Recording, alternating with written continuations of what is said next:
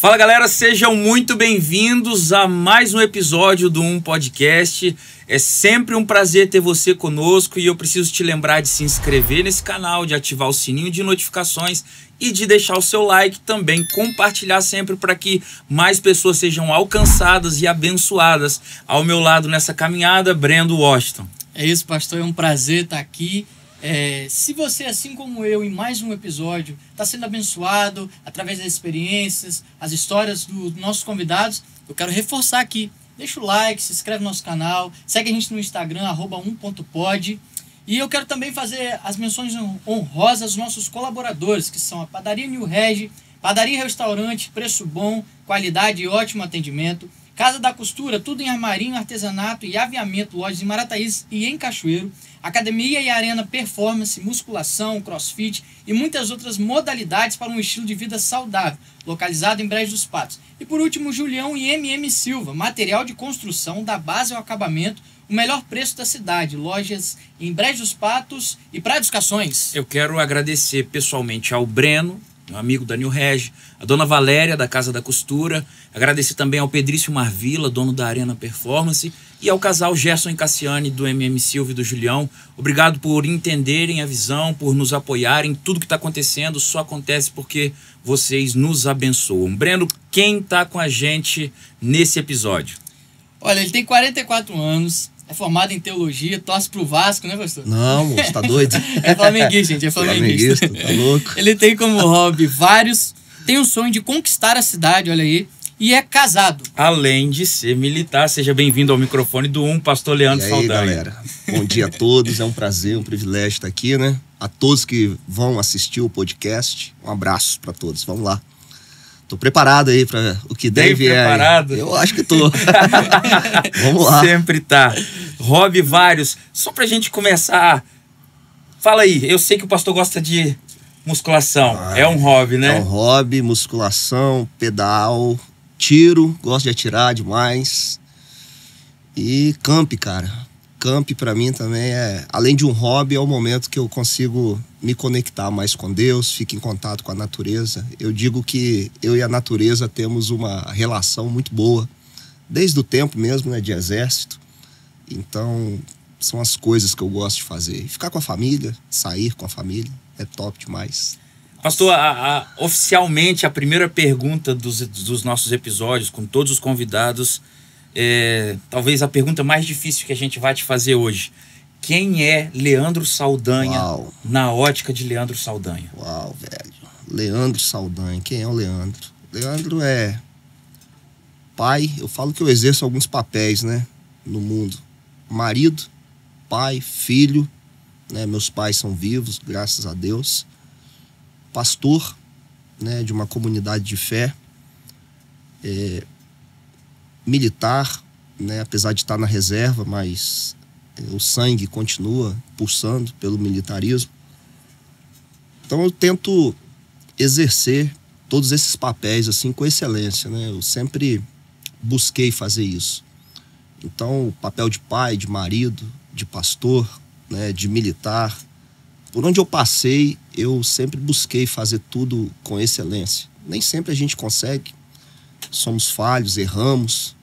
Mas o Leandro Saldanha é esse cara que, em tudo que ele se propõe a fazer, ele busca fazer o melhor.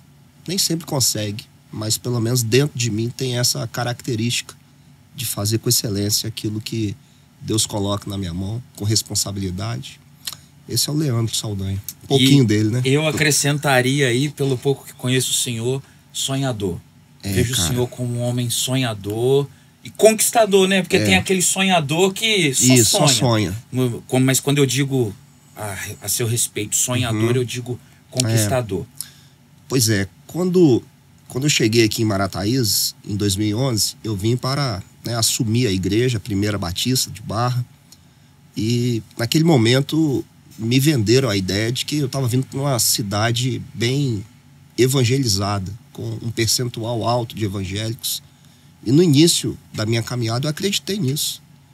E por acreditar nisso, eu não busquei de Deus um sonho, uma visão para minha comunidade de fé. Mas no momento em que eu entendi que essa não era a realidade, aquilo começou a incomodar meu coração, a mexer comigo. E por onde eu passei, eu sempre fui um cara voltado muito para conquista, metas, alcançar resultados. E eu via que no ministério estava diferente isso. Então, pedi a Deus que me desse um sonho para a minha comunidade de fé. E aí Deus atendeu esse meu pedido e me deu um sonho lindo, uma visão extraordinária de futuro. E a partir desse momento que o sonho me contagiou, eu falei, não, eu vou viver por esse sonho. Eu vou em busca dele. Então hoje a gente vive na Igreja da Família debaixo de uma visão, né? Sonho e visão se confundem muito, né? São duas coisas que parecem ser semelhantes. Porque, na verdade, tudo nasce com um sonho, vira uma visão. E a gente agora persegue essa visão de uma maneira, assim, muito forte, muito poderosa. E olhando já que lá na frente a gente vai alcançá-lo. Em nome de Jesus. Amém.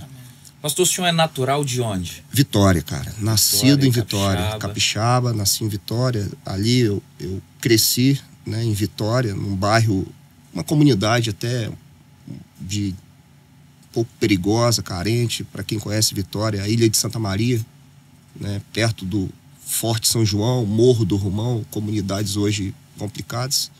Cresci ali e depois que eu fui pro Exército, eu bati asa e nunca mais voltei para casa. O que motivou o senhor a seguir carreira militar? Não era um desejo meu, né? Eu entrei pelo alistamento obrigatório, com 18 anos, que é normal, todo mundo tem que se alistar. E pensei que sairia logo por excesso de contingente. Não havia planos no meu coração para servir e seguir a carreira. Só que nos processos seletivos lá dentro eu fui passando nas etapas, fui afunilando, até o momento que eu percebi que não tinha mais como sair. E interessante que mesmo sem saber, eu não sabia disso, eu tinha todo o perfil já e me encaixei perfeitamente dentro do sistema militar após a minha incorporação. E quando eu percebi que eu tinha aptidão, né, e você percebe isso quando você está lá dentro, que você começa a se destacar em fazer e realizar tudo de uma maneira muito natural, enquanto outros sentem muita dificuldade, eu conseguia desenvolver bem, né, a profissão. E aí tomei gosto, comecei a fazer cursos, me preparar, até o momento que eu consegui ser promovido a sargento e aí a carreira foi caminhando. Como é ser um... Talvez isso seja muito natural para o senhor, mas não é natural para quem não seguiu uma carreira militar. Como é ser um militar cristão? No início, quando eu me converti, na verdade eu me converti já servindo. Então, no início da minha vida cristã e continuando na carreira militar, eu comecei a ter alguns embates comigo mesmo. Então foi difícil essa adaptação. Por exemplo, eu trabalhava diretamente na formação de tropa, né? Então eu era responsável por formar um recruta de 18 anos que está vindo do mundo civil para torná-lo militar. Então a maneira de falar, o linguajar, você não pode falar com um recruta, vem aqui, por favor, né? Imagina. Então, não tem... E isso começou a criar dentro de mim, assim, uma certa... Mas quando eu entendi, eu percebi, assim, que dá para você continuar sendo um militar e sendo um cristão, sendo um cara ético, sendo um cara leal, honesto, né, disciplinado. Aí quando eu consegui encaixar as coisas, mas foi um conflito interno muito grande no início. Eu não venho de um berço cristão. Eu me converti lá dentro da caserna, com 19 anos. Eu tive alguns anos com muita dificuldade, com muito conflito interno. Mas hoje eu vejo que é totalmente tranquilo, possível você ser um militar e ser um cristão de uma forma muito natural, muito tranquila. O senhor disse que então que o senhor não nasceu num lar evangélico. Não nasci. Seus pais não eram, não são ainda. Minha mãe hoje é cristã evangélica, né, da Maranata. Meu pai não. Meu pai declara-se católico, não praticante. E eu não nasci nesse berço cristão, né? Eu fui começar a frequentar uma igreja evangélica quando eu comecei a namorar a Daniele, hoje é minha esposa. Ela já vinha, né, de um berço cristão. Ela era da Igreja Batista. E quando nós começamos a namorar, uma das exigências dos pais dela era que eu frequentasse a igreja. E aí eu comecei a ir só para agradar ela e tal, aquela coisa. Até o momento que eu me converti, me tornei um cristão. Tem um fato marcante nesse processo? O senhor tem assim, diria que essa foi a minha experiência de conversão. Tem algo que acontece? Eu com 19 anos, né, já no Exército, fazendo o meu primeiro curso, e o curso é muito pesado, né? Ele suga muita gente fisicamente, mentalmente.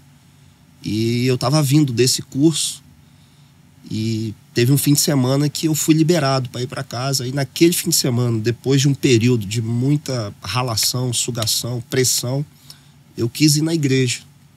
Isso eu tinha 19 anos.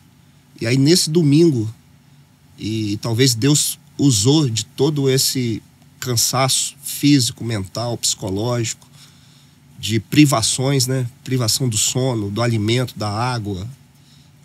Eu estava muito esgotado. Eu fui na igreja nesse domingo. Já estava jejuando antes? Jejuando sem saber, de uma forma impositiva.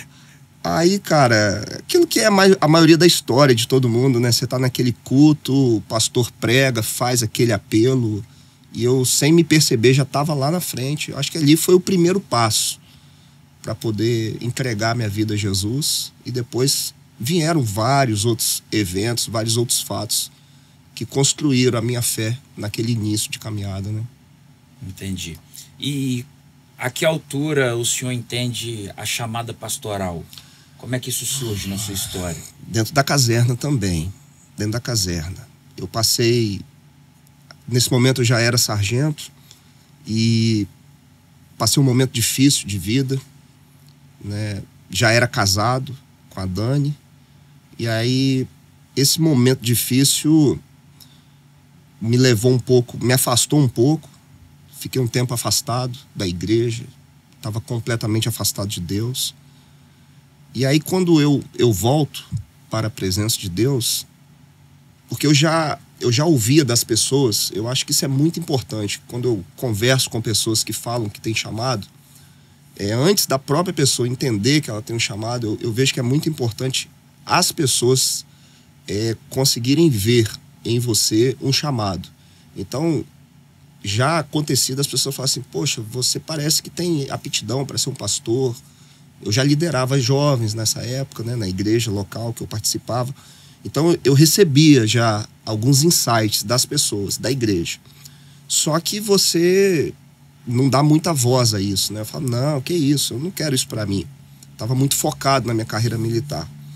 Então quando eu volto desse momento espiritual que eu estava enfrentando, quando eu volto para a presença, eu volto justamente com um chamado muito forte de Deus. Ali eu ouvi, né, o chamado de Deus. Eu estava dentro do meu batalhão na época. E aí, quando eu recebo essa confirmação, eu ligo para o meu pastor. E aí foi muito legal que nessa ligação eu falo com ele, pastor, eu preciso ir para o seminário. Deus está falando no meu coração. E falou assim, eu já sabia. Então, antes de ter a confirmação, meu pastor já esperava por isso. Ele falou assim, eu já sabia. Era só questão de tempo, mas eu sabia que isso ia acontecer. E aí a coisa foi acontecendo. Quando eu nem esperava, eu já estava sentado no seminário, estudando, me preparando para o ministério. Então, isso aconteceu ainda comigo na ativa. Eu estava na ativa, servindo. E foi assim que eu comecei o meu ministério, né, o meu seminário, para atender o chamado. Entendi. O senhor, então, disse que liderou jovens. O senhor serviu na igreja antes do pastorado? Muito. Desde o momento que eu me converti, eu já, mesmo sem experiência com a vida eclesiástica, eu já comecei a liderar na própria igreja local ali, os jovens, desenvolver um trabalho e tal. Porque no Exército é desenvolvida em nós demais a questão da liderança. A gente estuda muito sobre chefia e liderança no Exército. Então, como eu liderava tropa, era comum para mim liderar na igreja local também. E isso foi só se desenvolvendo, crescendo, né, aumentando ao longo dos anos. Então, eu falo que desde que eu tenho 18 anos, eu trabalho com liderança. Então isso já era natural naquele momento. Quando o senhor é ordenado, o senhor ainda está na ativa? Isso, aí é outra história. Como que concilia? Pois é, não. O que aconteceu? Quando eu fui para o seminário, eu estava na ativa. Então eu estudei o primeiro ano do seminário na ativa, o segundo ano na ativa. Mas no segundo ano do seminário, eu comecei a ter novamente alguns conflitos entre a carreira e o chamado. Nesse momento eu já tinha 7 anos que eu estava na ativa já. E ali eu entendi que era o momento de eu deixar a carreira militar. Então eu me apresentei ao meu superior e falei que eu ia pedir a minha baixa. Ele não entendeu nada naquele momento, né? O capitão, hoje ele é um coronel, amigo meu. E eu falei, capitão, tem que ir porque eu tenho um chamado. E os caras não entendem isso, né? Quando você fala isso com uma pessoa que não entende. Então ele falou, pô, Saldanha, você é louco, não faça isso e tal. E tentou me convencer ainda. Eu falei, não, eu tenho que ir. Só que naquele momento eu até falo o seguinte, que se eu tivesse um pouco mais de experiência de vida, talvez eu não teria feito da forma que eu fiz. Porque eu pedi a baixa sem saber o que eu ia fazer da vida. Naquele momento ali, eu tenho 25 anos, eu só sabia atirar e conduzir tropa. Então a minha experiência era a experiência militar. Eu ia voltar para um mundo que não teria muitas aberturas de porta. E fiz pela fé mesmo, mas pelo impulso, porque era novo também. E aí, cara, quando eu dou baixa, e aí eu tô entrando agora no 3º ano do seminário, eu me vi como um desempregado, assim. Falei, agora, o que eu vou ficar casado, desempregado, e para ainda deixar a situação mais difícil com a Daniele grávida das gêmeas. Hoje minhas filhas, a Jéssica e a Júlia, né, vão fazer agora 18 anos. Aí eu me vi numa situação muito difícil. Só que Deus foi muito bondoso. Eu comecei a colocar currículo em empresas. E aí eu participei de um processo seletivo de uma empresa de medicamentos, né? Uma empresa que produz medicamentos e que precisa daqueles representantes que vão nos consultórios médicos fazer a propaganda do medicamento. O nome dessa profissão chama-se propagandista médico. Eu nunca tinha ouvido falar dessa profissão. Eu estou ouvindo a primeira vez agora. Não conhecia a área, não tinha experiência, mas o diretor da empresa, no momento do processo seletivo, ele viu em mim talvez um perfil, uma característica que daria para se encaixar na profissão. Então, de um processo seletivo de várias pessoas participando, eu digo até que Deus foi muito bom para mim, porque eu concorri com pessoas que tinham formação em marketing, em administração, contabilidade, e eu era bacharel em teologia, 3º ano, né? Então, o curso não tem nada a ver com a profissão. E dentre todos eu fui selecionado. Aí eu começo a trabalhar como propagandista médico nessa empresa. Aí Deus abriu essa porta, minha vida foi ter uma guinada. No 1º ano de trabalho nessa empresa, eu recebo uma primeira promoção. Aí eu sou promovido para a divisão hospitalar, que é uma divisão mais elitizada da empresa. Eu começo a visitar hospitais no estado do Espírito Santo, Minas Gerais e Rio de Janeiro, né? Então, um produto apenas, indo nos hospitais, divulgar esse produto. Depois de 1 ano, por causa do trabalho feito, eu recebo mais uma promoção. A empresa me dá, então, a oportunidade de ir para São José do Rio Preto, que é uma cidade do interior de São Paulo, uma cidade muito linda, muito rica, né? Perto de Ribeirão Preto, Bauru, cidades muito ricas, para assumir uma filial da empresa lá como gerente. Aí isso já é o ano de 2005. Eu tranquei o seminário em 2003, então já estava com o 3º ano concluído, tranquei, porque naquele momento eu perdi também muito o foco do ministério. Me decepcionei com uma situação que aconteceu numa congregação que eu liderei por 1 ano e 6 meses. E aí a decepção me levou a não querer mais atender o chamado. Aí apaguei a mente, apaguei o coração pro chamado. Comecei a dar foco nessa empresa. Tanto que em 2 anos eu sou promovido a gerente. Eu fui promovido de todo o Brasil. Eu fui o gerente mais novo da empresa e com menos tempo de casa. A média de idade dos gerentes era de 40 anos para cima. E eu tinha naquele momento 27 anos. E fui para São José do Rio Preto. Eu, Daniele, Jéssica e Júlia. Elas tinham 2 anos. E aí fui para lá para assumir mesmo. E aí comecei a fazer uma revolução na empresa lá. Demiti os funcionários atuais que tinha. Fiz uma equipe nova. Começamos a dar muito resultado. Então, você vê, minha vida como que é. Se assemelha, né? A história tá... Então, comecei a fazer uma revolução na empresa. O faturamento estourou. Foi lá para cima. E me filiei a uma igreja batista lá na cidade. A primeira igreja batista São José do Rio Preto. E falei com a Daniele naquele momento: Daniele, você não comenta nada com ninguém, que um dia eu fui seminarista, tá? Não quero trabalhar nessa igreja, só quero sentar no banco pra gente ser membro da igreja, que o nosso foco aqui é trabalho, é ganhar dinheiro. Falo com ela, ó, só quero ganhar dinheiro e a gente vai fazer a nossa vida aqui. Aí fui para essa igreja. Com 2 ou 3 meses que eu estou nessa igreja, 2 jovens estavam me observando sem eu saber, chegaram para mim e falaram assim: pô, cara, eu tô vendo você aqui vindo na igreja e tal, você não quer me ajudar, nos ajudar a desenvolver um trabalho com a juventude dessa igreja? Aí eu falei assim: nossa, não quero não. Eu falando comigo mesmo, deixa eu quietinho, eu quero ficar na minha. Só que eu não tive coragem de dizer não para eles. Falei: não, vou ajudar, posso ajudar. Aí eles fizeram uma reunião, me colocaram para falar, a galera gostou. E quando eu nem percebi, eu já estava liderando os jovens daquela igreja. Algum tempo depois, talvez 1 mês ou 2, aconteceu um congresso missionário nessa igreja. Aí, cara, nesse congresso missionário, eu ouvindo de missões, vindo missionários do mundo inteiro falar nesse congresso, eu sei que eu estava lá na frente com a chama acesa de novo do chamado e tal. Aí, chorando muito, procurei o pastor da igreja. A gente já conversava, já se conhecia um pouco, mas eu não tinha falado nada de seminário, nada para ele. Aí eu marquei gabinete, falei com ele: pastor, preciso te contar minha história, agora eu vou te contar. Aí contei tudo para ele. Aí quando ele ouviu, ele falou para mim, olhou para mim e falou bem assim: eu sabia que tinha um negócio diferente em você, agora eu sei o que é, você tá fugindo do seu chamado. Aí naquele momento eu me matriculei de novo, fiz o 4º ano, peguei toda a minha grade do seminário aqui no Espírito Santo, levei para o seminário lá.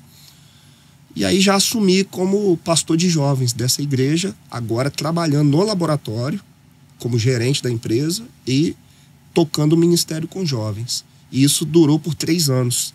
Então foi ali a minha primeira... Ali mesmo, nessa igreja em São José do Rio Preto, eu fui consagrado, né, ao ministério pastoral em 2006 e fui tocando ali. Como é que foi falar para os pais que o senhor ia dar baixa na carreira militar? Com meus pais? É. Não, com os meus pais eu sou muito independente desde cedo. Meus pais são separados, então eu não tinha que prestar satisfação a ele. Eu já era casado, né?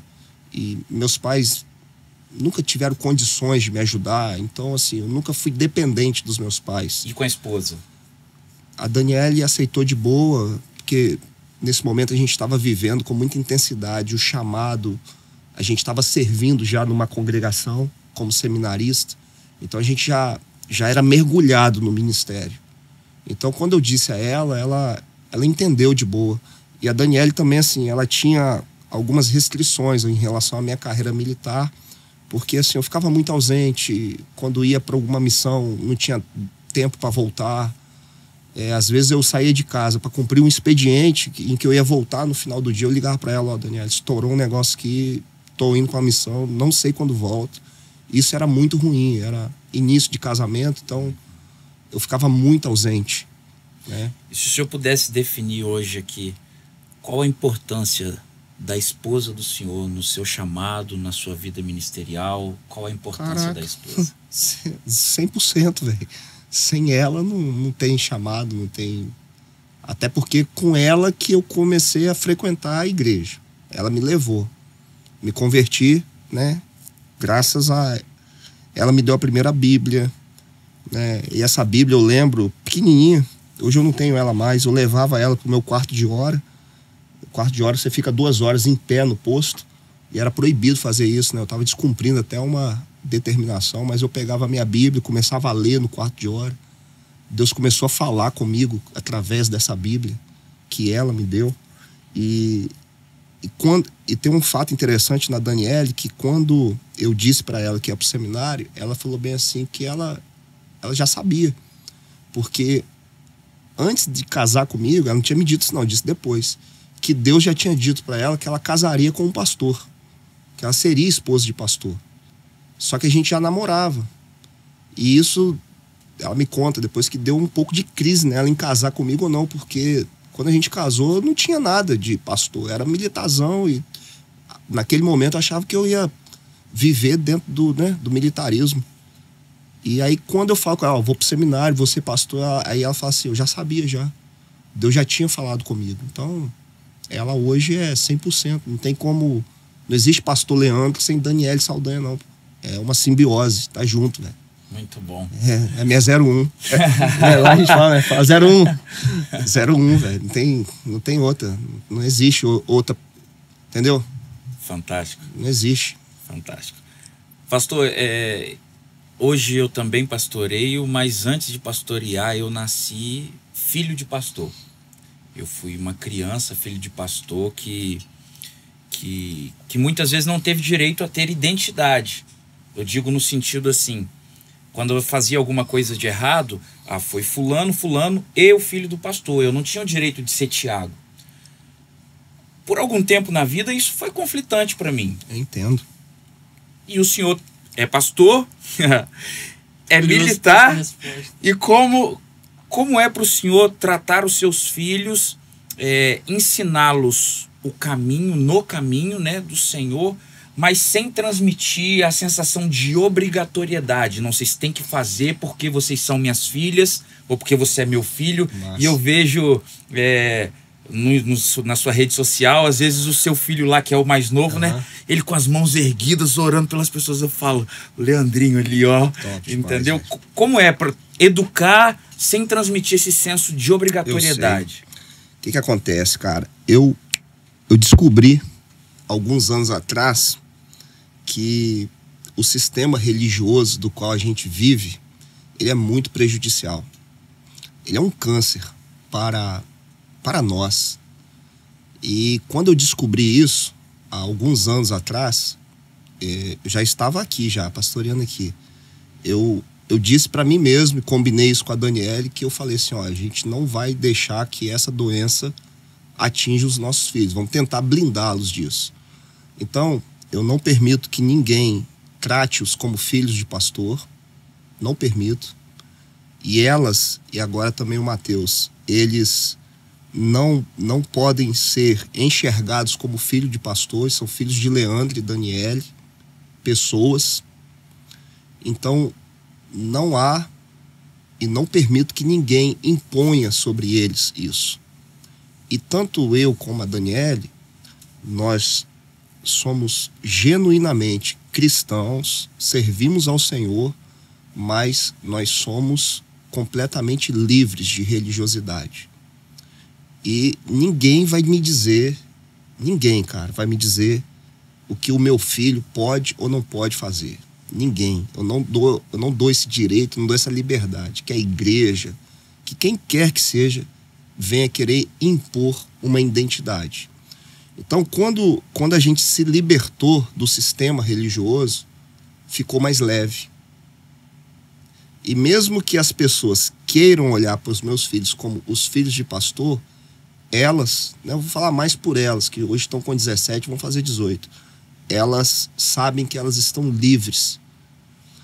Quando eu tenho que corrigir, quando eu tenho que alinhar alguma coisa com os meus filhos, eu não estou fazendo isso como pastor, estou fazendo como pai. E nunca precisei dizer para elas, olha, vocês têm que agir assim porque vocês são as filhas do pastor. Elas nunca ouviram isso de mim, nunca vão ouvir, nem o Mateus.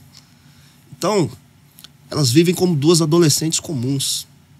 Erram, acertam, são integradas na igreja porque elas escolhem onde elas querem servir, não há imposição minha, sabe? Então, por exemplo, um dia desse, uma das minhas meninas falou assim: pai, eu vou sair do ministério tal, vou ficar só nesse ministério. E aí ela falou assim, porque o senhor mesmo fala lá de cima assim, é o padrão 3 em 1 nosso. Um ministério, uma celebração e uma célula. Então, eu tô em 3 ministérios, vou ficar em um só. Falei, fica à vontade. Chega pro seu líder lá, fala que você tá saindo, que você só vai servir nesse. Então, o que eu não quero para os membros, eu também não posso impor para elas. Vocês têm que servir aqui, ali, lá. Não. Então, hoje as duas namoram, as duas colocam piercing. Meu filho ontem falou comigo, papai, quando eu crescer eu quero fazer uma tatuagem aqui. Tá bom, meu filho, se você quiser, faz. Então não tem, sabe? Cara, eu tô livre desses preconceitos religiosos. Que a partir desse episódio, a igreja da família vai crescer ainda mais. Não. Quando a galera ouvir isso daqui... Sabe por quê? Não é isso que identifica a gente, cara. Não é isso que diz quem realmente eu sou. Eu sou o que a Bíblia diz que eu sou. Eu sou quem eu sou em Cristo. Então, a gente quebrou ali na família todos esses preconceitos religiosos. A gente não aceita mais farisaísmo. A gente não aceita mais saudosismo, religiosidade, porque isso não muda nada. Pelo contrário, faz a gente viver dentro de um contexto pesado. Eu não quero esse peso para os meus filhos. Não quero. Eu vivi assim por algum tempo, dentro de uma caixa, dentro de um sistema. A verdade é que as pessoas não entenderam ainda, nas organizações religiosas, independente de ser batista, presbiteriano, seja lá o que for, é que existe um sistema. E esse sistema visa controlar as pessoas, visa ditar o comportamento das pessoas, a dizer o que elas podem e o que elas não podem fazer. Isso é uma prisão, cara. E o líder religioso que faz isso, ele está, na verdade, em vez de promover liberdade na vida das pessoas, ele está promovendo uma prisão. É uma forma de controle. É igual a Matrix. Já assistiram Matrix? Eu vejo que determinados grupos religiosos estão colocando as pessoas dentro de uma Matrix. E elas estão ali dentro, aprisionadas, sem saber o que é o verdadeiro evangelho. E lá na família a gente não aceita isso mais não. Acaba que nos obriga a, quando irmos para a igreja, até nos vestirmos de uma roupa que não é nossa, né? Para me adequar a um padrão, a um ambiente. A um padrão. E aí, o que acontece? Não tem... Eu gosto muito dessa série Matrix porque ela se assemelha muito à igreja. Lembra dos agentes que tem dentro da Matrix? Uhum. Aqueles caras de óculos escuros, são terno. Todos iguais. Todos iguais.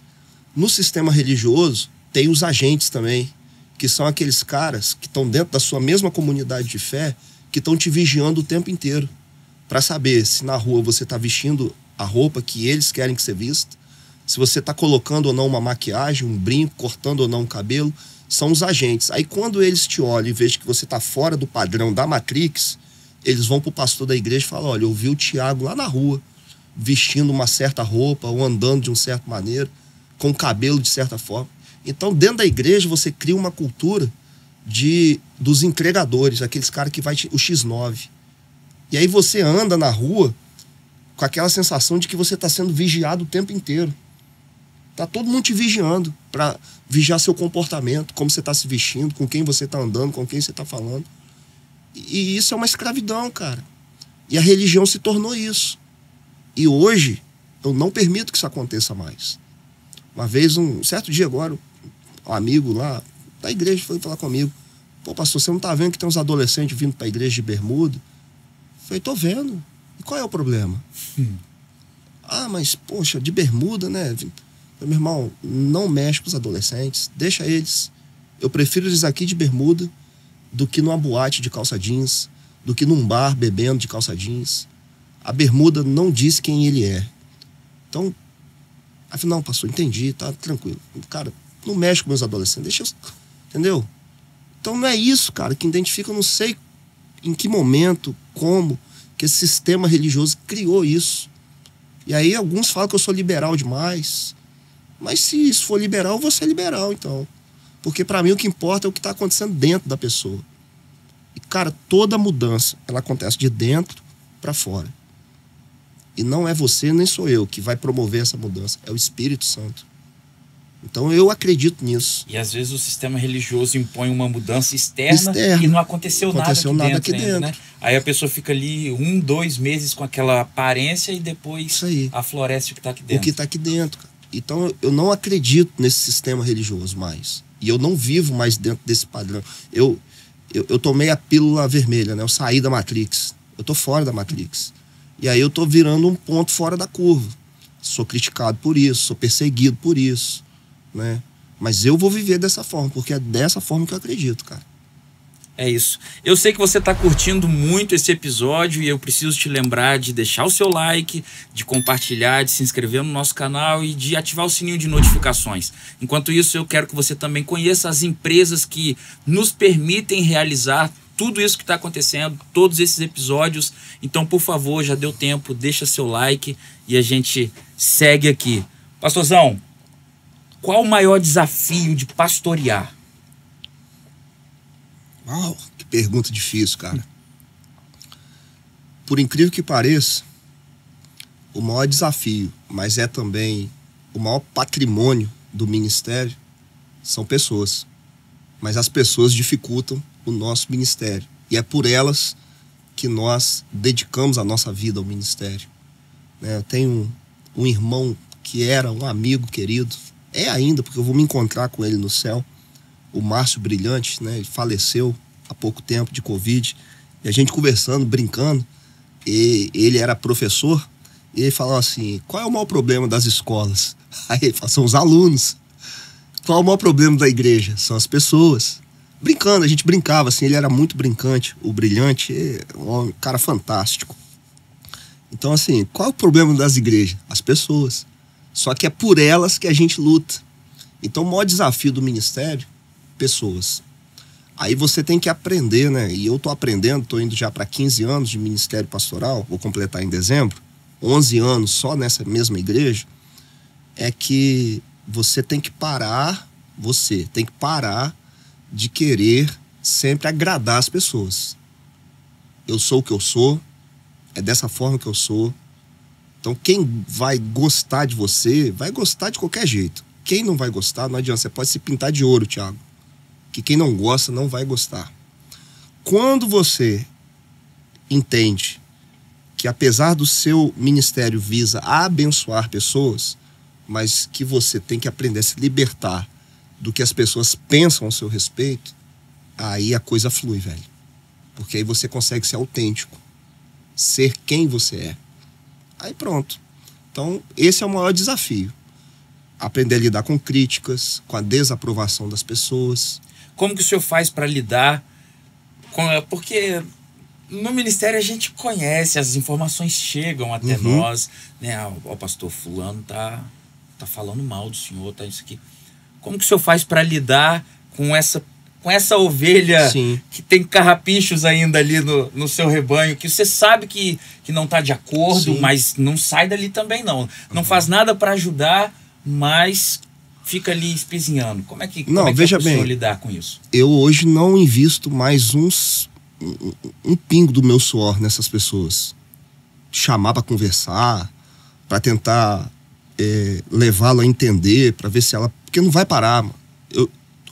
Todas as vezes que eu tentei conversar com essas pessoas críticas e que às vezes não concordavam com alguma atitude minha tomada como líder, nenhuma delas, em 15 anos de ministério, nenhuma eu consegui convencê-la. Porque a pessoa que está com crítica, ela já está com sua opinião formada. E é difícil você conseguir mudar uma pessoa que já tem uma opinião formada determinada sobre um assunto. Então, como eu aprendi isso, eu não invisto mais um minuto de tempo tentando mudar essa pessoa. E aí, o que eu faço? Hoje, meu tempo, meu investimento, minha força, meu intelecto, minhas orações, a minha espiritualidade está toda canalizada para um objetivo: o alcance da visão. Tudo, cara, tudo que você imaginar, tudo que eu estudo, tudo, as mensagens, tá assim, afunilada. Com isso, eu tenho que fechar os ouvidos pros críticos, pros insatisfeitos, os inconformados. Não posso gastar tempo com eles, porque eu tô focado numa visão. E aí, deixa os críticos falarem. A única coisa que não pode acontecer é a crítica ir pro lado pessoal e faltar o respeito, como aconteceu alguns anos atrás, né? Que infelizmente a coisa tomou uma proporção com calúnia, difamação, envolveu o meu nome como cidadão, como ser humano. Aí quando vai para esse lado, aí muda. Então... É porque antes de conhecer o senhor pessoalmente, eu conheci no Facebook, na boca de pessoas. Exatamente. Ali foi para um extremo. É possível, isso aí. Não é possível, porque assim, pessoas com maldade. Ali, para mim, isso aí. Eu só consigo entender como maldade. E eu sei que o meu pai, ele já conhecia o senhor e ele disse, olha, isso aqui, pelo perfil de quem tá falando, pode ter certeza que é exatamente o contrário. E era o que, entendeu? E é isso que foi provado. Exatamente o contrário. Por quem tá falando, eu já sei, eu não preciso nem conversar com o pastor Leandro, que eu já sei que é o contrário disso daqui. Então, se for uma crítica, como eu ouço ainda, criticam a luz, criticam a parede escura, a fumaça, o estilo da música. Isso aí vai ter. A gente vive numa cidade que ela tem muita dificuldade à mudança. Não é só no campo religioso, não. É em tudo. Só que a cidade, cara, ela tá crescendo, tá vindo pessoas de fora. Ela não é mais uma cidade em que os maratimbas, somente eles, que dominam, que tomam conta de tudo, né? Então, assim, criticar nessa linha, fiquem à vontade. E eu até falo, às vezes falo do púlpito, Peterson vê eu falando, você não tá satisfeito? Mete o pé.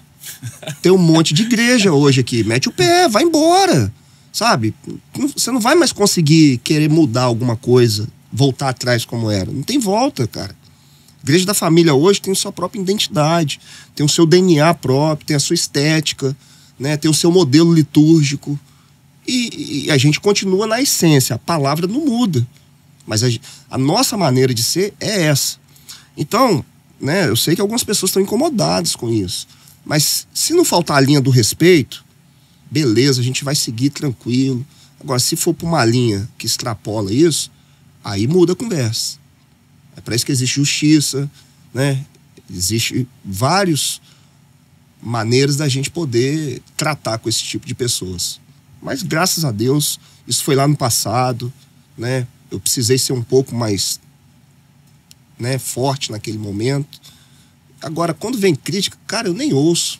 Eu não chamo ninguém para conversar que está insatisfeito com luz, com parede, com música. Não perco tempo mais com isso, não. Não dá, não. É olhar para frente. É a visão. Foco nela. Pastorzão, como é que foi pastorear num tempo de pandemia?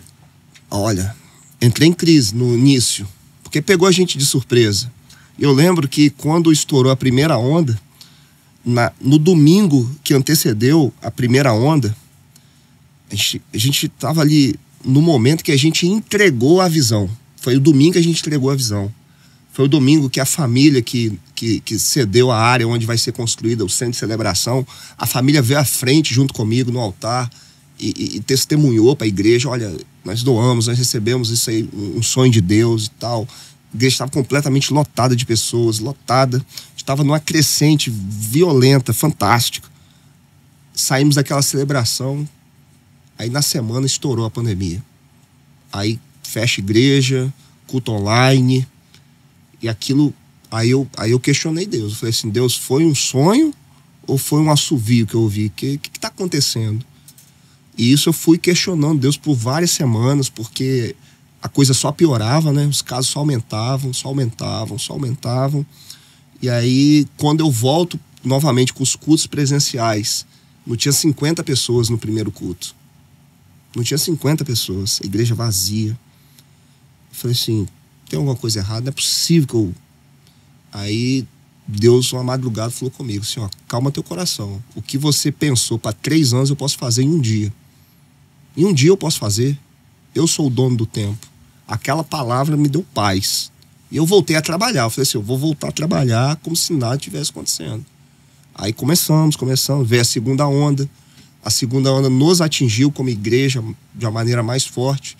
perdemos pessoas, vários ficaram doentes. Eu fiquei doente na segunda onda de uma forma mais forte. Aí nós superamos a segunda onda e agora...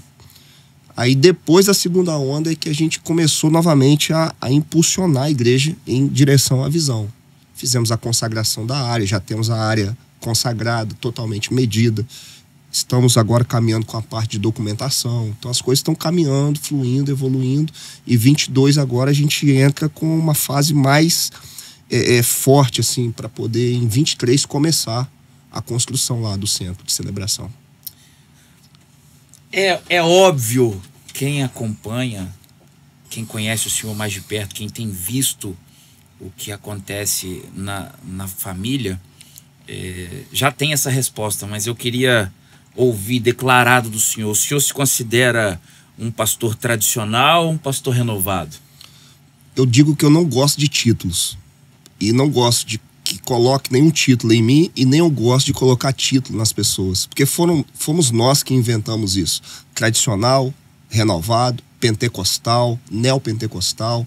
Esses títulos foram os homens que colocaram. Então hoje eu não me considero nem tradicional, nem renovado, nem pentecostal, neopentecostal. Eu sou servo, cara. Por exemplo, na igreja da família hoje, não tem mais obreiro, evangelista, diáconos. Não existe mais esse tipo de funções. Uma coisa que eu descobri ao longo do meu tempo ministerial é que o ser humano, ele é movido pela vaidade. Há uma disputa, às vezes, dentro da igreja para ver quem vai ser o diácono, quem vai ser o obreiro, quem vai ser o vice-presidente da igreja. Isso é humano, isso é pecaminoso. O diabo gosta disso no coração do homem. Então, na família hoje, se alguém quiser ir para lá em busca de algum título, algum cargo, ele está no lugar errado. Amanhã eu vou começar uma nova turma do curso Bem-vindo à Família. É a 4ª turma do ano. Esse ano a gente recebeu mais de 120 pessoas já como membros da igreja. A primeira aula que eu ministro amanhã é falando justamente por isso. Se você veio para cá em busca de algum título, algum cargo, pode esquecer, porque aqui todos nós, inclusive eu, somos servos. Se você quiser me chamar de Leandro, para mim não faz diferença nenhuma, porque não muda quem eu sou. Então, não tem rótulo, cara. Não pode ter rótulo. Quando você pega o Novo Testamento, Jesus com os discípulos, ele fala assim: eu já nem chamo vocês mais de servos, eu chamo vocês agora de meus amigos. Então, o nível de relacionamento que nós ainda temos é o de servo, mas nós temos que buscar o nível de relacionamento como amigos de Jesus. Então, isso é um câncer para a igreja, cara. Busca de título, busca de nome, de aparecer. Lá na família não tem espaço para isso, não. Não dá. Não dá, velho. Não dá mais. Implantar uma nova visão é um processo árduo. Árduo. Difícil. Tá enfrentando aí uns desafios muito grandes. A gente no off aqui, antes de iniciar a gravação, o senhor estava estipulando mais ou menos uma meta. Você acha que daqui para um ano e meio vai chegar no lugar onde quer, mas tem quanto tempo aí que já está nessa jornada de transição? O ano de mudanças aconteceu em 2019. Foi quando eu recebi de Deus uma palavra. Foi uma palavra, uma frase, que é dessa frase que começou a acontecer. Porque naquele momento eu estava assim, muito desmotivado. Eu estava desacreditado da igreja que eu pastoreava.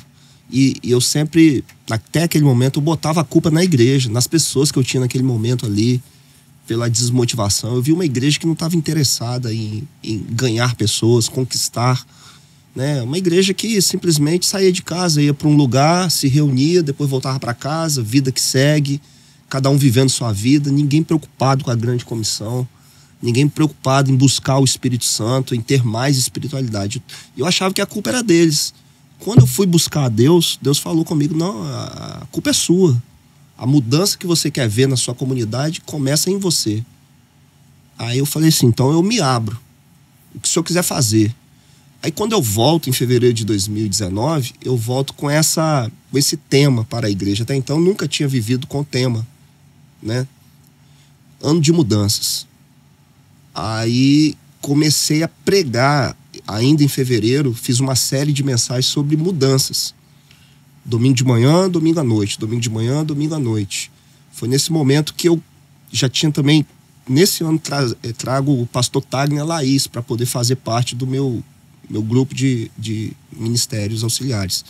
E cheguei para Laís, que conduzia a música, naquele momento abri assim, uns vídeos no YouTube de algumas igrejas brasileiras. Falei assim, ó, eu quero esse louvor aí. Eu quero que o nosso louvor seja nesse nível aí. Naquele momento a gente não tinha instrumentistas, né, top. Tinha não. Eu falei, Laís, começa a fazer alguma coisa aí, vamos mudar, porque tem que mudar. Então eu comecei a tomar algumas iniciativas de mudança sem saber ainda para onde eu estava indo. Não sabia. Mas eu percebi assim que a cada passo que eu dava, Deus me mostrava novas coisas. Ele ia se revelando à mim à medida que eu ia tendo a coragem, a fé, a ousadia de dar os próximos passos. Quando eu comecei a dar esses passos em direção a algumas mudanças, eu comecei também a enfrentar algumas perseguições. Mas aí o que me sustentou? A convicção. Por isso que eu falo, convicção é muito importante. Eu lembro que eu fui confrontado um dia no gabinete por uma pessoa. Essa pessoa falou assim, o senhor não sabe para onde está levando a igreja. Você está destruindo a história da igreja, a igreja centenária. Isso é saudosismo, o nome disso. Aí eu só respondi assim, não, vamos, me dá um tempo. Falei com ele, me dá um tempo, tenha paciência, um pouquinho de paciência. Porque se eu estiver fazendo tudo isso que você está falando, Deus não vai me deixar aqui, cara. Deus vai me matar, Deus vai fazer alguma coisa comigo, vai me mandar para um outro lugar, porque a igreja não é dele. Se a igreja é dele, ele não vai deixar eu fazer o que você está dizendo que eu estou fazendo. Só que tem outra coisa, falei com ele. E se eu tiver certo e você tiver errado? O que vai acontecer? Deus vai ter que tratar contigo. Aí é com você. Aí ele, entendeu? Saiu do meu gabinete, não voltou mais na igreja.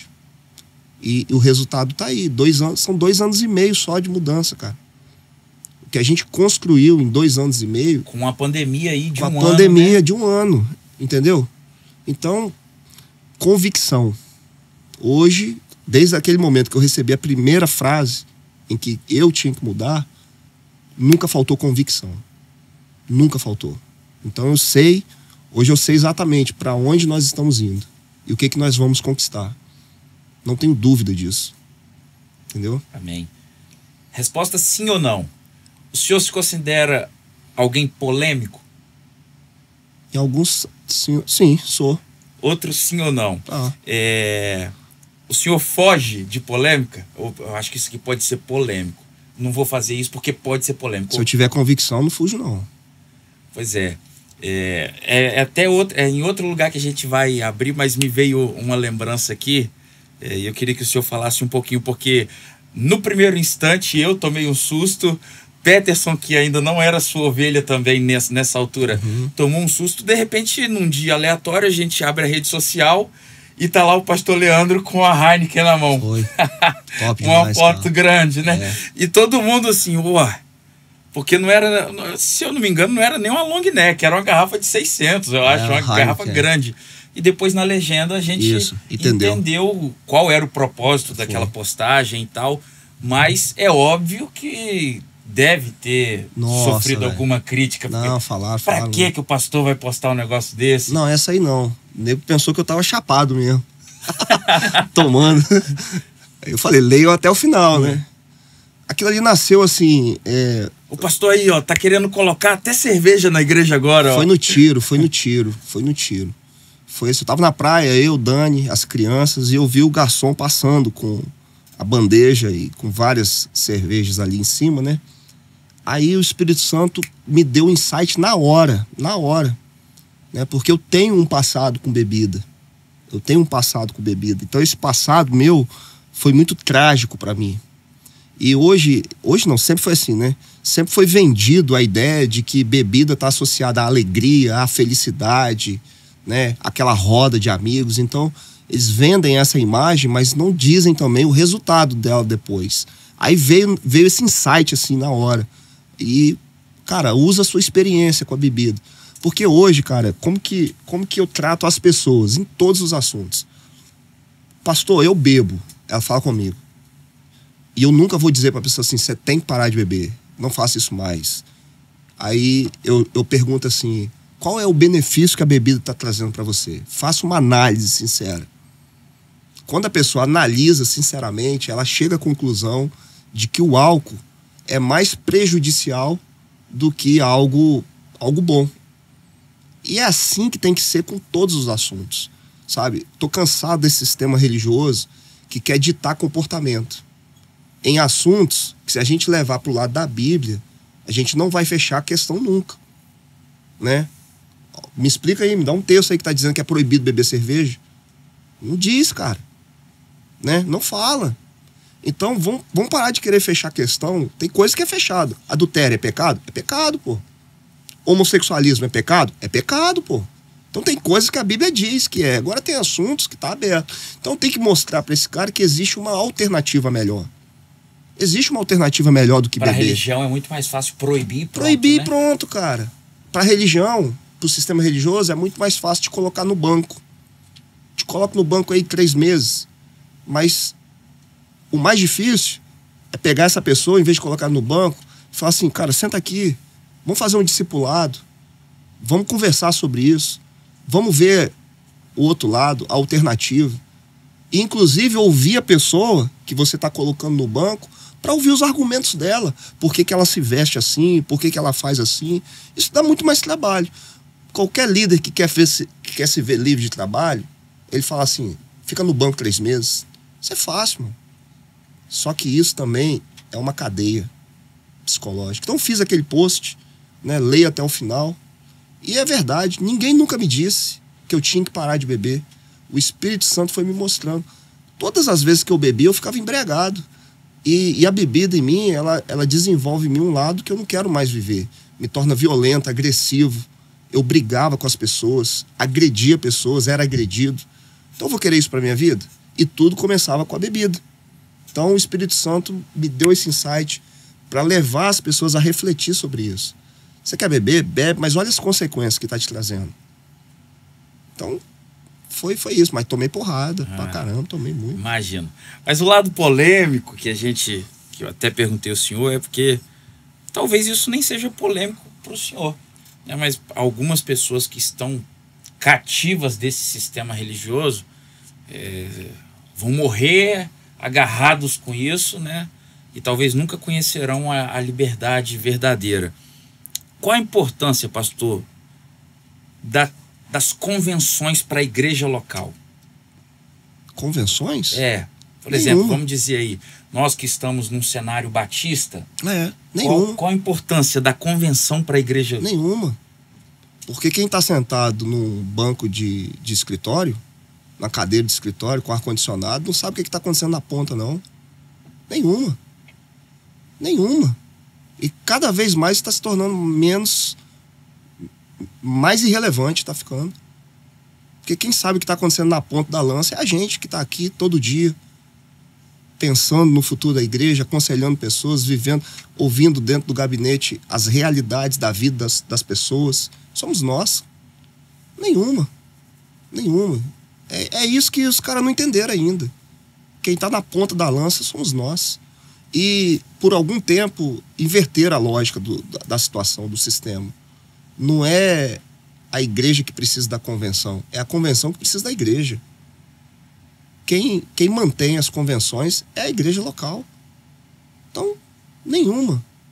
Eu falo isso porque eu vivo isso na pele, né? O meu pai pastoreia há 28 anos a mesma igreja. E quando nós chegamos aqui, a igreja ela tem 30 anos de existência, ela tinha apenas 2 anos. E um dia Deus falou com meu pai também que esse sistema já não isso era há 28 direção. anos atrás. Isso lá atrás. E aí o meu pai faz esse rompimento. E imagina Marataízes 28 anos atrás. Porque hoje a gente não percebe mais assim um domínio desse sistema religioso sobre a cidade. Mas eles querem ter, mas não tem. Mas há 28 anos atrás mais forte. eles tinham mais força Mais força. nisso, né? Então, por muito tempo, nós nos sentimos como um câncer, nós sendo um câncer, porque nós somos escanteados por todas as outras igrejas, né? Assim, a ponto de, quando havia um evento de jovens dirigido pela convenção, nós não podíamos nem participar. Então, assim, para nós foi algo libertador, e em algumas vezes eu fui convidado a ministrar em algumas igrejas que o pastor me levou para o gabinete e falou assim: não quer voltar? Não quer olhar para trás? Eu falei: pastor, não talvez seja legal o senhor vir para onde eu tô. Não dá mais não. Entendeu? Mas não dá para voltar. Não dá para voltar. O tempo dos coronéis acabou, mano. Agora é viver a liberdade que Cristo nos deu, é viver o evangelho. O evangelho, eu costumo dizer lá na igreja que o evangelho é tão simples, só que mesmo sendo simples, ele não deixa de ser poderoso. Nós é que complicamos, inventamos instituições humanas. Então, a gente está livre, a gente está liberto. Nós somos livres, libertos. Amém. O senhor disse que o plano é começar a construir em 2023. Em 23. E essa transição aí de localidade, né? Porque uma igreja, o senhor vai sair de um bairro para outro bairro. Sim. Já tem algo estratégico nisso, ou simplesmente pelo fato de dificilmente conseguiria um terreno nesses tamanhos lá na proximidade? Não foi nada também pensado, não. Foi realmente plano de Deus. A Igreja da Família hoje, ela se identifica com a cidade. Ela não é mais uma igreja para o bairro. Hoje mesmo, já na nossa atual realidade, nós temos membros que vêm de Cachoeiro, do interior todo de Marataízes, de Itapemirim, Campo Acima. Então, assim, Piabanha, né, várias famílias. Então, no momento em que nós tivermos lá o centro de celebração, e é na entrada da cidade, e Deus foi tão generoso conosco que nos deu um local estratégico na entrada da cidade, na região que hoje é a região que mais vai crescer em Marataízes, que não tem mais espaço para Marataízes crescer, né? Cidade Nova, Barra, Central aqui, não dá mais. E aí a gente se projeta para ser a igreja para a cidade, né? Como acontece hoje em São José dos Campos, com, né, a igreja da cidade de São José dos Campos, Araçatuba, Marília, há vários lugares assim que, né, a igreja não está mais... Porque na verdade, assim, sempre foi esse o plano de Deus. Nunca foi limitar a igreja de Jesus a ficar dentro de fronteiras, bairros. A igreja não tem fronteiras. Ela tem que chegar no máximo que ela puder de locais. Então, a PIB ali onde nós hoje estamos, a gente vai continuar também usando ali para casamentos, talvez celebrações de adolescentes, jovens, o nosso prédio de educação, né? Eu tenho um plano de ter um seminário próprio nosso, a gente está em construção disso aí. Então ali, a nossa sede administrativa vai continuar ali, né, durante a semana. O local ali vai ser o local do grande encontro. Todas as células que estarão já reunidas na cidade durante a semana se juntarão ali, aí vai ser a grande celebração, né? Então, eu até costumo dizer assim, que tudo que está acontecendo hoje, a gente está num processo de construção, de DNA, de identidade, de modelo litúrgico. Para quando chegar o momento ali de estarmos no centro de celebração, vai estar tudo pronto. Deus vai ter construído o nosso DNA de uma forma completa. Então você imagina ali uma celebração com 3.000 pessoas, alegre, festiva, poderosa, com uma palavra que encoraja, que impulsiona as pessoas a serem melhores, a ser o melhor servo de Deus. Então ali no centro de celebração é que vai acontecer isso. E aí Deus deu para nós um espaço gigante, 15.000 metros quadrados. Dá para construir o centro, dá para construir outros lugares, entendeu? E bem na entrada da cidade. E aí, cara, é o que a gente fala lá, o farol já tá brilhando. Só que na hora que a gente inaugurar, aí o farol vem para toda a cidade e regiões vizinhas. Então, pra gente encerrar essa parte de polêmicas, eu acho que a gente encerra aqui, né? Muito antes do senhor vir a pastorear, a gente conhece a primeira igreja batista da Barra. Eu lembro do saudoso pastor Billy, tempo que ele teve ali. Se eu não me engano, o pastor Paulo Balaniuk, irmão também, chegou a pastorear. Logo depois do Billy. Logo depois do Billy. E assim, o que a gente ouve da igreja da Barra é que ela sempre teve uma parte de sua membresia envolvido na maçonaria. Uhum. Eu queria que o senhor falasse um pouco sobre isso. Qual a sua opinião dessa associação? O que o senhor pensa acerca da maçonaria, do cristão maçom? Como é para o senhor lidar com isso? Eu tenho muita tranquilidade com isso. Realmente haviam muitos ali, né, até em posições importantes na maçonaria, né, quando eu cheguei. Eu não fecho porta, não, para quem é maçom, para aceitar Cristo.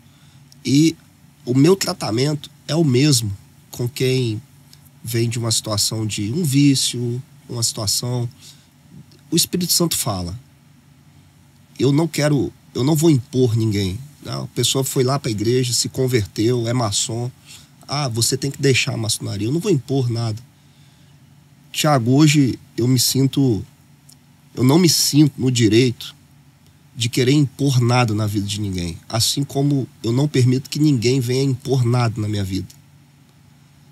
Nós temos o maior poder habitando dentro de cada um de nós, que é o Espírito Santo, cara.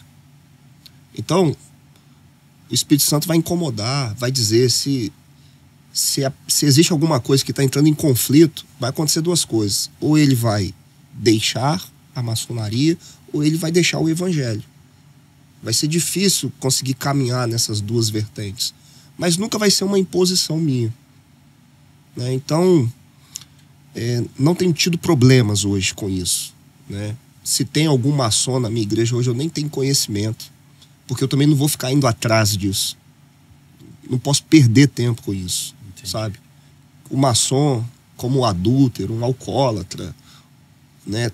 Todas as pessoas, elas precisam de Jesus. Elas precisam de Jesus. Eu não vou criar mais paredes para que as pessoas tenham dificuldade de encontrar Jesus. Eu vou fazer pontes, sabe? Então, assim, o meu problema ali na Barra, no início do meu ministério, não foi porque A, B ou C era maçom. Não foi esse o meu problema maior ali. Meu problema maior foram as pessoas que estavam ali naquele momento que, talvez por liderarem a igreja por muitos anos e estarem sempre à frente de tudo, tiveram muita dificuldade de entender as mudanças que eu queria promover. E aí nós tivemos muitos embates, muitas dificuldades. Eu também machuquei muitas pessoas, eu reconheço isso, porque naquele momento eu tinha 33 anos, né? Então a cabeça era outra. Então eu sempre fui um cara muito, muito de guerra. Do jeito que você vier, eu vou. Bateu, levou. Então, por causa disso também, eu criei algumas dificuldades, levantei paredes. Hoje, eu prefiro ir mais pelo diálogo. E não impor nada, nem ninguém querer impor nada a mim. Não vou permitir que ninguém faça isso comigo. Então, assim, eu dificultei muito o processo no início também. Eu reconheço isso hoje. Se eu tivesse a maturidade que eu tenho hoje, talvez teríamos ido por caminhos diferentes. Então, foi falha dos dois lados. Eu errei muito também no início. Que é normal, cara. É normal. Se limitando à nossa realidade aqui de Marataízes, o senhor acha que ainda existe competição entre as igrejas? Bastante. Muita, cara. Muita. Bastante. Você acha que tem gente aí incomodado com o crescimento da família? Eu acho que tem, cara. Não deveria estar, mas tem. Muito, né? Tem alguma maneira da gente combater isso? Nem no meu meio, né? Que eu sou batista, né?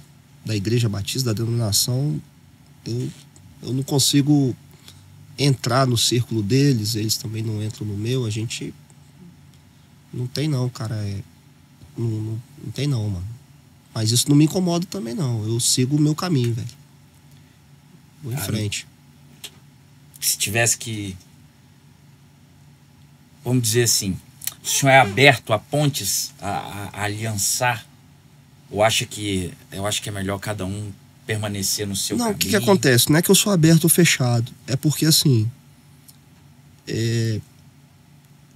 quem não conseguir virar essa chave, né, um líder, um pastor, não vai conseguir, cara.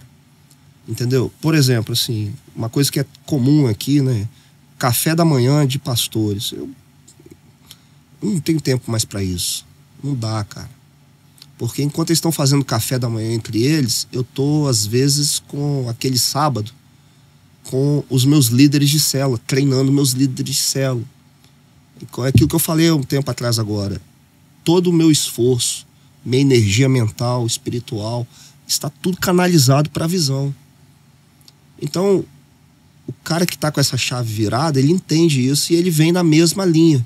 Mas quem não virou a chave não consegue entender. Entendo.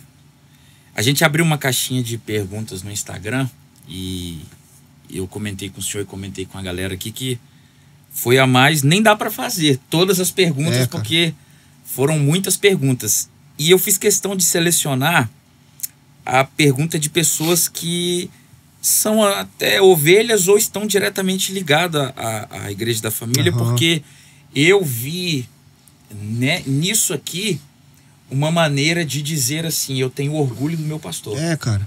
Porque, legal, né, quando a própria ovelha vem ali, não, meu pastor, tal, porque a gente honra tantos de fora, eu acho, assim, e às vezes a gente esquece dos de casa. Sim. E quando eu abri aqui, que eu fui identificando, eu falei, esse é ovelha, esse é ovelha, esse é ovelha. Então dá para perceber assim, eu tenho orgulho do meu pastor, ele é homem de Deus e eu gosto de participar de tudo que ele for propor. Então assim, a gente vai separar algumas aqui para o senhor responder. Tá. Vamos começar com essa que é bem suave. Irlan Melo. Como você faz para ser um pastor tão incrível? Que isso, cara. Não me sinta assim, não. Até com a luz do Superman. Olha como é que ele tá trajado hoje. Sabe o que eu procuro ser? Autêntico. O cara que você vê no altar é o cara que tá aqui diante de você. Eu vejo que a autenticidade conquista as pessoas. O líder tem que ser autêntico. E isso é autenticidade, inclusive, na maneira de você se vestir, de falar. Eu já preguei com essa camisa do Superman lá na frente, já, entendeu? Então, eu não vou mais, Thiago, ser um personagem diante da igreja. Quem gostar, gosta, cara. Quem não gostar, procura outro líder, procura outro pastor. Mas eu vou ser autêntico. Eu acho que isso leva, né, o Irlan aí que fez a pergunta a pensar que a gente é um cara incrível. Não, a gente é um cara comum. Só que eu aprendi a ser um cara autêntico. Vamos lá. Olha isso. Kevin.v.alves. Kevinho. O seu guitarrista Kevinho é lindo, não é, pastor? Muito feio. Tem fama de pegador, mas não pega ninguém, não. Pega ninguém. Esse cara que eu sou fã pra caramba, Ronald Brasil. Ronald. Como enfrentar a religiosidade em um ambiente tão religioso? Lutando, né, Ronald? A gente tá aí, você tá comigo nessa luta aí, mano. A gente tem que viver o que nós acreditamos e deixar que as críticas venham, isso aí. Vambora pra frente, Ronald. Estamos no caminho certo. Gabriela Tibães. Gabi Tibães.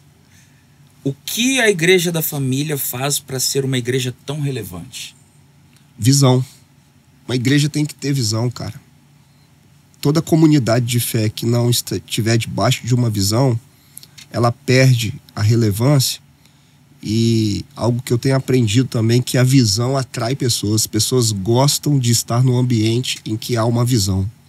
Então a visão atrai, a visão torna relevante.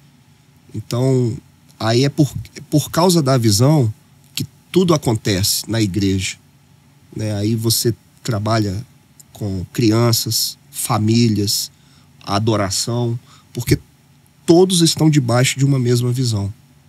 A visão torna a igreja relevante, porque a visão não é humana, a visão vem de Deus.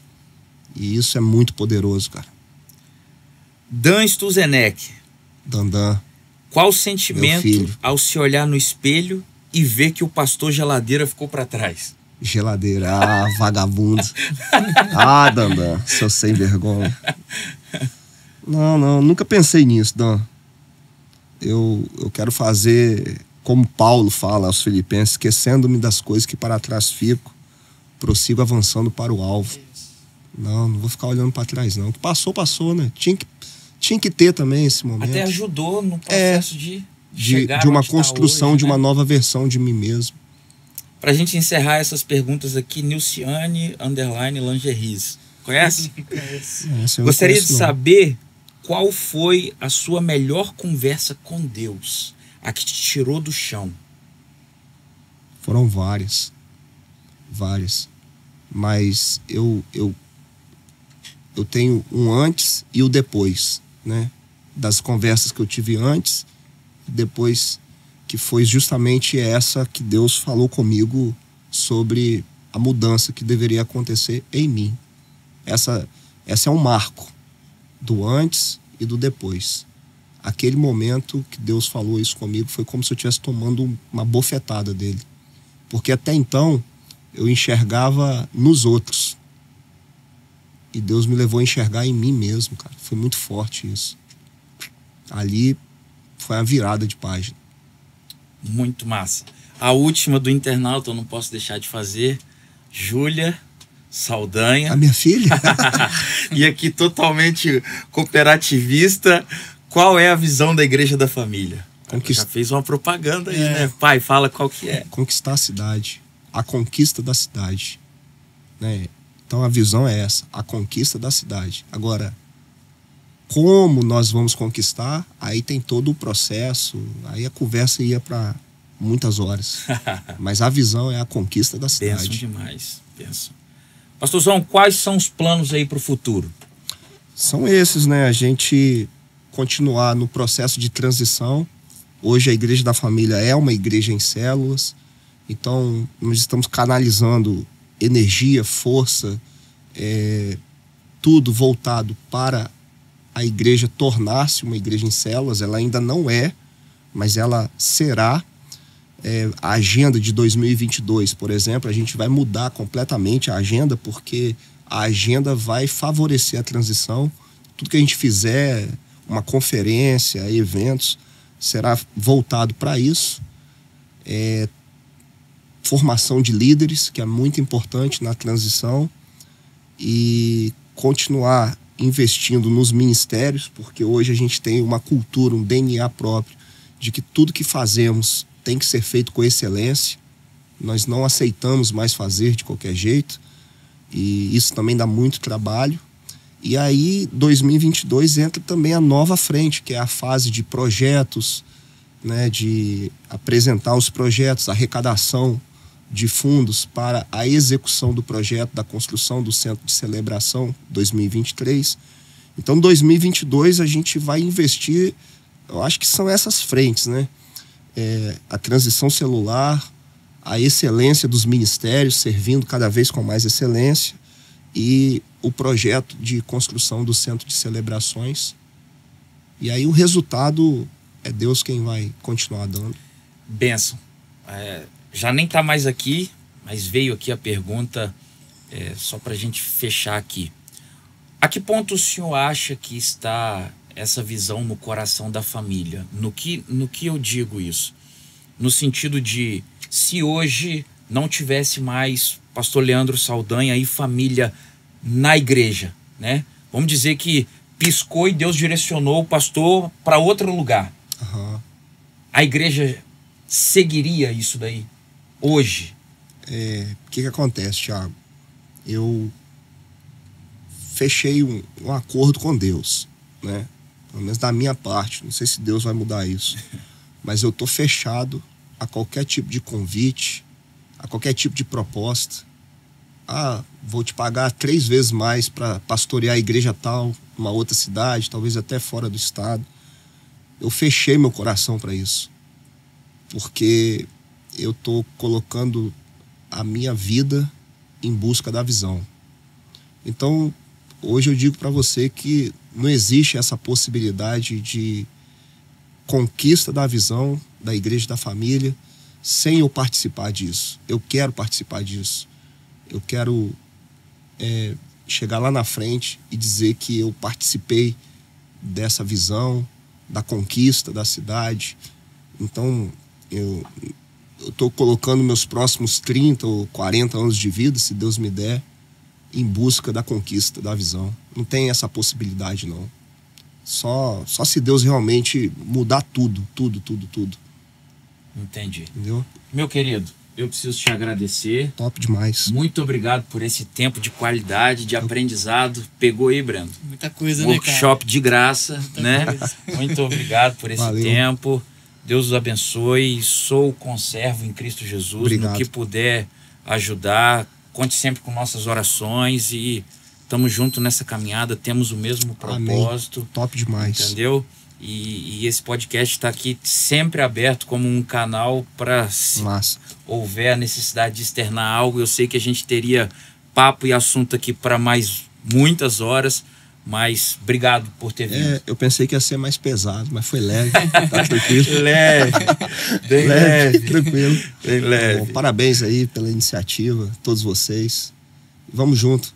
O reino é um só, é um Cristo e a gente tem que ganhar essa cidade, mano. Amém. Passou da hora já. Amém.